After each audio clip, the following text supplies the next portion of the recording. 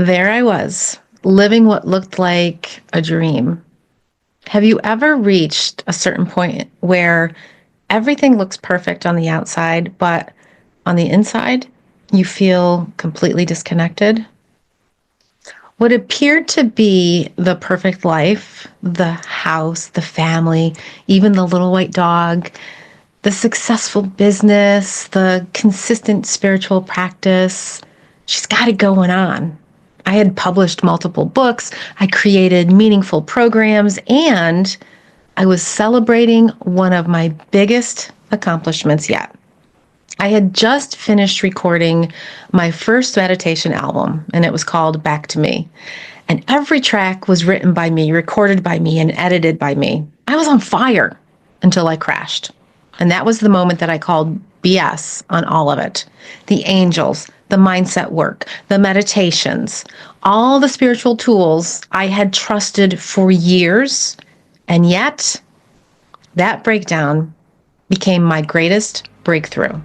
This space honors all paths of connection, healing, and family, grounding ourselves in sacred teachings as we are anchored in ancient roots, ready to rise from the soil of our past.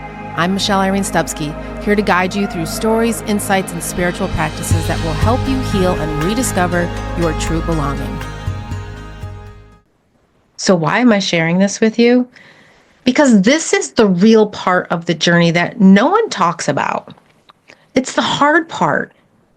Part that hurts, the part that asks more from you than you ever expected.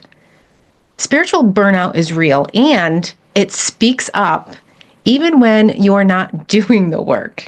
So sometimes, especially when you're doing the hard work, we begin our spiritual journey when something sparks a light within us, a moment of awakening. There's a whisper from your soul. And suddenly, we're lit up, we're inspired, we're ready to go and transform. And so we dive in head first and we get all the things. We get the books, we get the courses and the programs, we get the crystals and the incense and the sage and the singing bowls and the drums and the memberships and the rituals. And they keep coming, the meditations. It's like a smorgasbord for feeling good. And we want all of it right now. Because for the first time in a long time, it feels like hope. But what no one warns you about is the overwhelm that can follow. The pressure to get it all right, to keep growing, keep learning, keep ascending, to do the work, even when your soul is asking for stillness. But what I've learned is this, that sacred collapse, it wasn't a failure. It was a calling, a divine intervention. The moment the universe whispers, come home to yourself.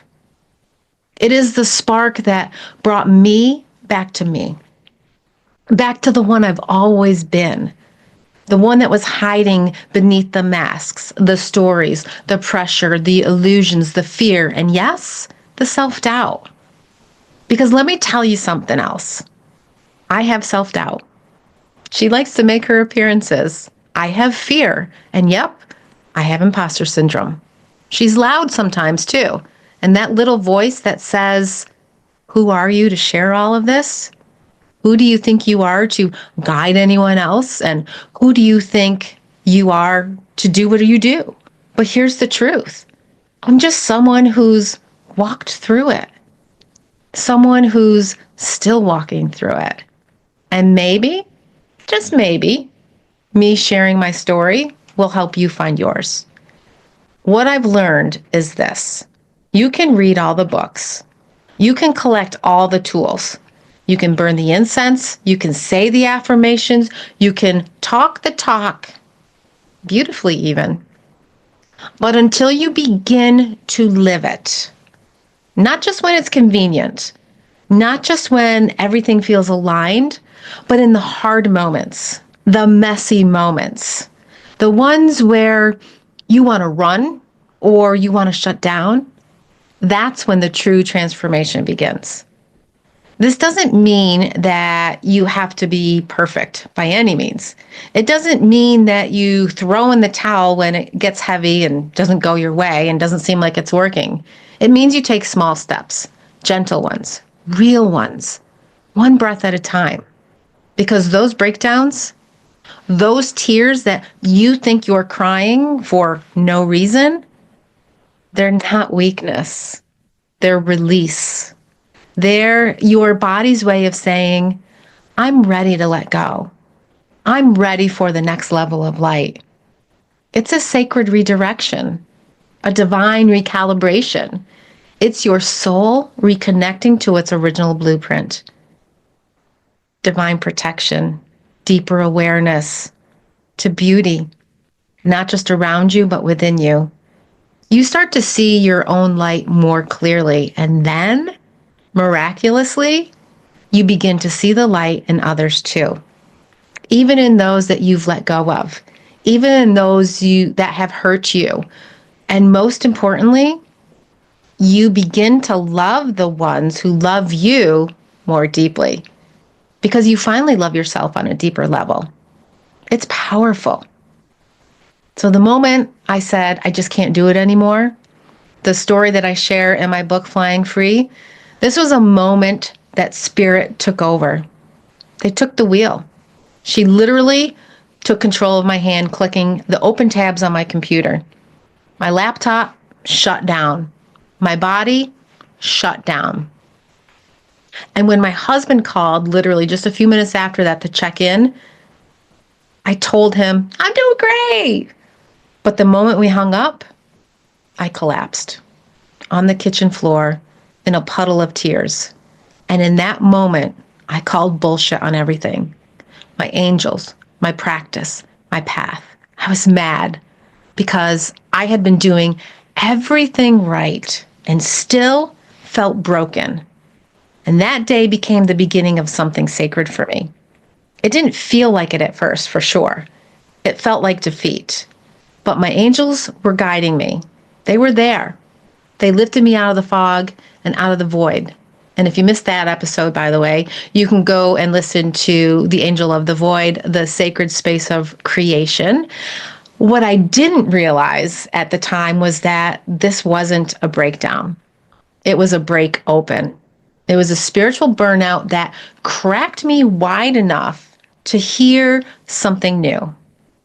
And in the silence, I heard the whisper, it's time to come home back to you. It was my sacred return home, and it helped me heal. It reminded me of who I was before the burnout, before the breakdowns, before the busyness and the chaos and the noise. And now it's the foundation for something even bigger.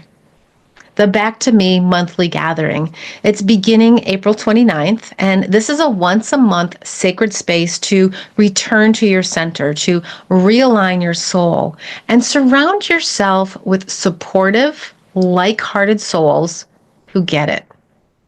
So if you've ever lost your joy while doing your soul work or felt like your spiritual practice just wasn't enough, wasn't working, and became another to-do list, or if you need a place to just be without pressure or performance, this is for you. Because spiritual burnout isn't failure. It's a message. It's your soul whispering to you to come home. Here's today's reflection and soul whisper as we rub our hands together and take a few deep breaths in and out, and gently close your eyes and place your hands over your heart. And take a deep breath in and let it out slowly. You are not broken. You are becoming. You are not fading. You are rising. As your angel team whispers softly, I return to myself. I release the pressure. I trust the light within me. I'm coming back to me. At every moment you return to yourself, you return to truth, to clarity, to light. So thank you for being here, for walking this path with me And if this episode resonated with you, be sure to share and visit michelleirene.com, where you'll find other beautiful resources and tools to support your beautiful sacred journey, including the Back to Me meditation album, which is absolutely free and available now for you. And if you're ready to take this journey even deeper, then join our Back to Me monthly gathering. It's a beautiful sacred space to reconnect, realign, and rise. The founding member rate ends April 29th on the day we begin, and I'd love to walk this path with you even further. You can get the information at michelleirene.com. Like I said, this is your one-stop sacred space for so many spiritual practice resources, guided meditations, spiritual tools, and the Back to Me gathering details. So go there to support your return to center, clarity, and soul alignment. Until next time, may your heart be light, your steps sure, and your spirit always feel at home as you come back to you. And so it is.